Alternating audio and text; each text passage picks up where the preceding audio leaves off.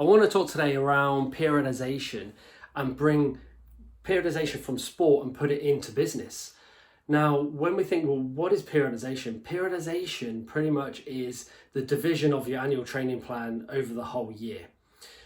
And when we're thinking around focus, intensity, our training, we need to be focused on a certain period of time to reach our peak performance when it comes to competition time. So if we have a look at the board here, we've got your time, which is your year as you go through, and then you've got your intensity just on here.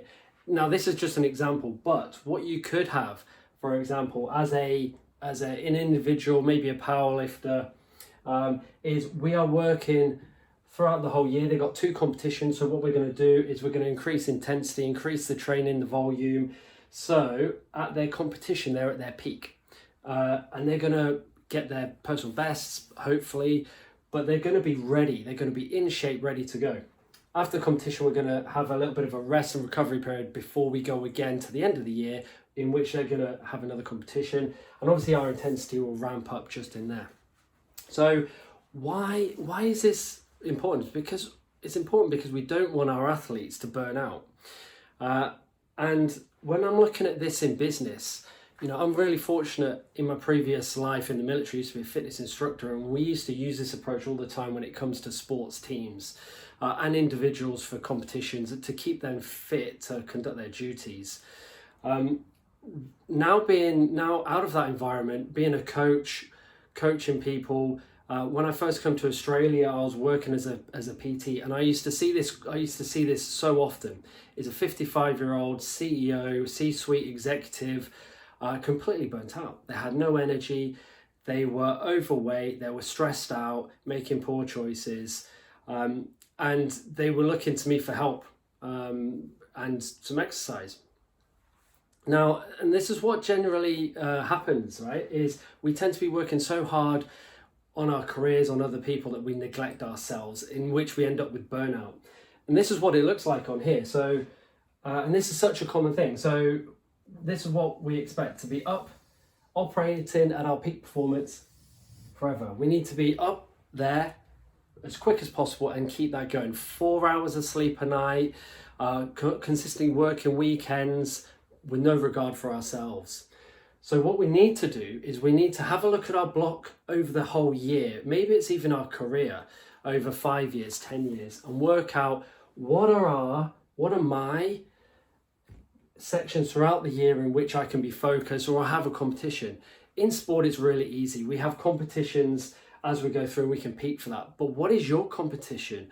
What is it that you're training for so you can be in your peak potential? If I take an example of the automotive industry, so if you're in sales in the automotive game, more often than not, at the end of the month, that is the time to sell the cars. You need to be at your peak performance there. So you need to make sure that you're eating the right things, you're focused on your clients, you've got enough sleep, you've got enough rest, because then what's going to happen is you're going to deliver. And it could look something like this. So with each month, you have your cycles, but at the beginning of the month that you are not going to be selling as many cars at the end. So what do you need to do? You need to start training, getting all your leads, calling all your contacts, because here at the end of the month, you need to be reaping in all those rewards from all the hard work. So whether it is your training, maybe you're training other people, maybe it's getting really up to speed in your systems, processes, maybe it's the make of the car and the model, you can answer all the questions, you filled your sales pipeline. But then after you've done that, you then need to take a rest. But if you're intentional and you can do that, you're going to have that longevity for further throughout your career. It's when things happen like this, and it happens within promotions, you get promoted and you need to operate at that intensity forever, and it's just going to end up in burnout. So what I want you to do is have a think around this whole concept of periodization within business and ask yourself, where are my competitions throughout the year? How can I get me and my team peaking at the right time, whether it's a presentation for a tender, whether it's a completion of a project, and then reward recognition, recovery before then we go again. And we build in capability and competence as we go, so then we can, as a leader, we can then step back every single project that we need to deliver at the end of the day.